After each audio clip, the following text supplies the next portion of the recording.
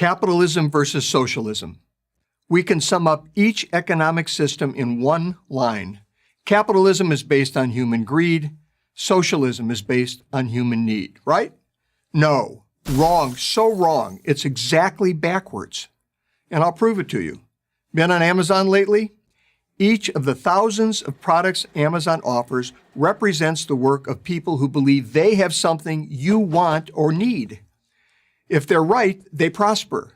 If they're wrong, they don't. That's how the free market works. It encourages people to improve their lives by satisfying the needs of others. No one starts a business making a thing or providing a service for themselves. They start a business to make things or provide services for others. Now, I speak from personal experience.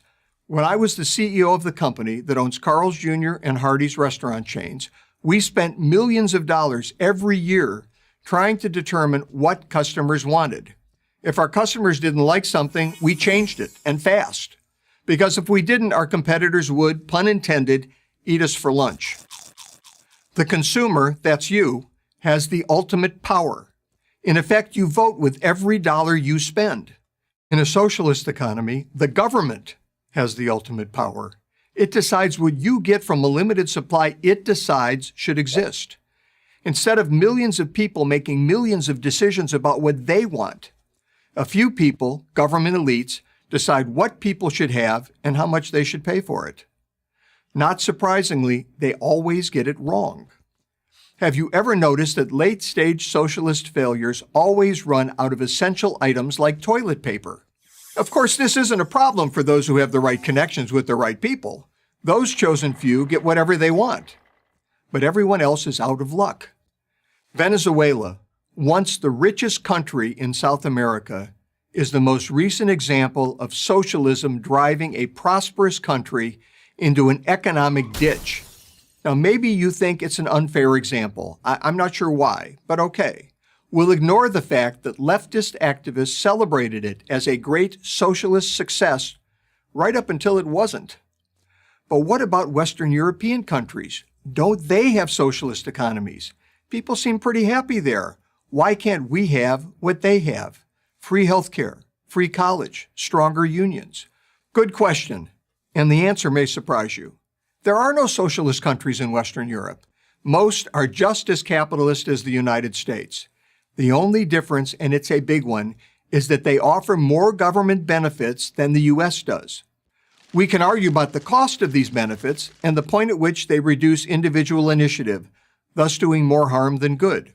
Scandinavians have been debating those questions for years.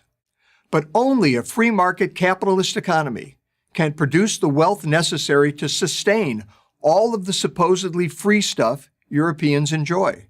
To get the free stuff, after all, you have to create enough wealth to generate enough tax revenue to pay for everything the government gives away.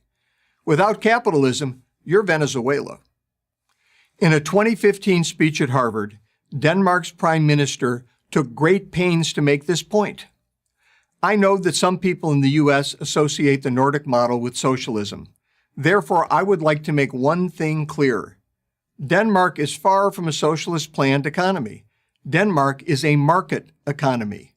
So when you point to Denmark as a paragon of socialism, you're really singing the praises of capitalism.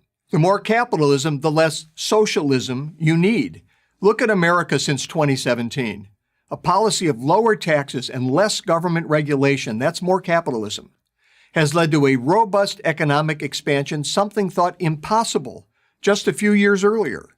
Unemployment, notably among minority groups typically most at risk for poverty, is at a generational low.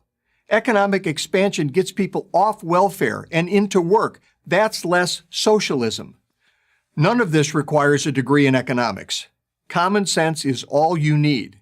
That's why it's so frustrating to see young people praising socialism and criticizing capitalism.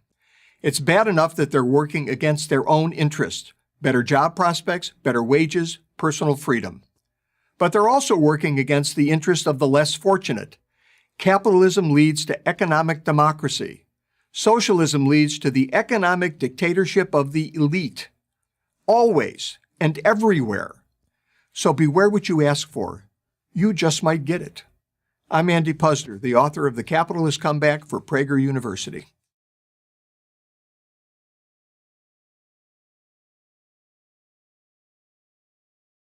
Thank you for watching this video. To help keep PragerU videos free, please consider making a tax-deductible donation.